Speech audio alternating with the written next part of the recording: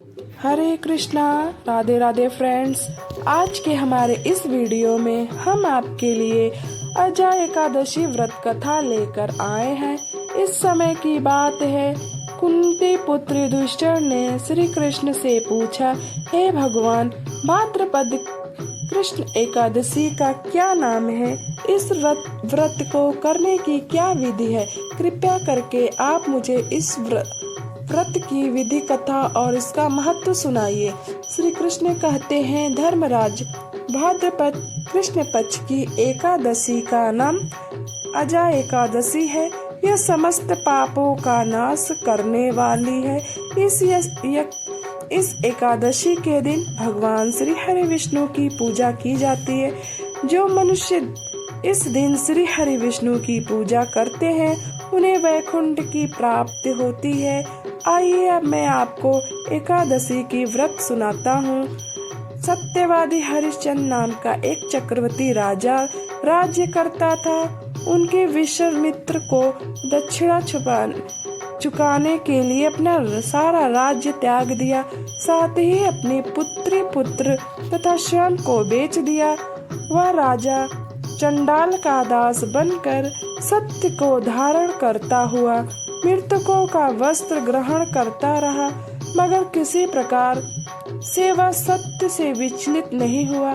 कई बार राजा चिंता के समुद्र में डूबकर विचलित होकर विचार करता था कि मैं कहाँ जाऊं, क्या करूं, जिससे मेरा उद्धार हो। इस प्रकार राजा को कई वर्ष बीत गए। एक दिन राजा इसी चिंता में बैठा हुआ था कि गौतम ऋषि वहां आ पहुँचे। राजा ने उन्हें देखकर दंडवत प्रणाम किया और आप बीती सारी दुखों भरी कहानी सुनाई।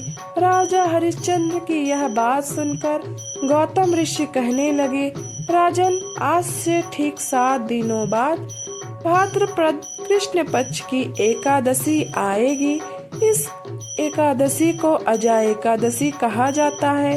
आप विधि पूर्वक इसका व्रत करें। इस व्रत के प्रभाव से आपके समस्त पाप नष्ट हो जाएंगे। इसी प्रकार राजा से कहकर गौतम ऋषि उसी समय अत्यधर्म हो गए। राजा ने उनके कहे अनुसार एकादशी आने पर विधि पूर्वक व्रत किया, जागरण किया। और इसी बीच राजा हरिश्चंद्र का पुत्र रोहित को सांप डसने से मृत्यु प्राप्त हुआ। सोया रानी द्वारा राजकुमार को शमशान ले जाने पर राजा हरिश्चंद्र ने सोया से शमशान की मांग मांगी, और मगर असहाय सोया रानी के पास देने के लिए कुछ भी नहीं था। इसीलिए उन्होंने अपनी चुनरी को चीरकर शमशान का कर चुकाया। अजा एकादशी व्रत के प्रभाव से राजा के समस्त पाप नष्ट हो गए। भगवान हरि विष्णु ने साक्षात प्रकट होकर राजा हरिश्चंद्र की प्रशंसा करी और स्वर्ग से बाजे बजने लगे, पुष्पों की वर्षा होने लगी। भगवान की कृपा से राजा का पुत्र जीवित हो गया और एकादशी के प्रभाव से राजा उनको राज्य भी मिल गया।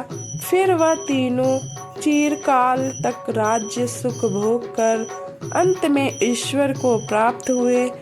धर्मराज, यह सब अजा एकादशी के प्रभाव के कारण हुआ है। जो मनुष्य पूरे मन और विधि पूर्वक इस व्रत को रात जागरण करते हुए उनको समस्त पाप नष्ट हो जाते हैं, वह सुख समृद्धि और अपना जीवन व्यतीत करते हैं, अंत में स्वर्ग लोक को प्राप्त करते हैं। इस एकादशी की कथा को सुनने के मात्र अश्वमेघ का यज्ञ के फल का प्राप्त होता है।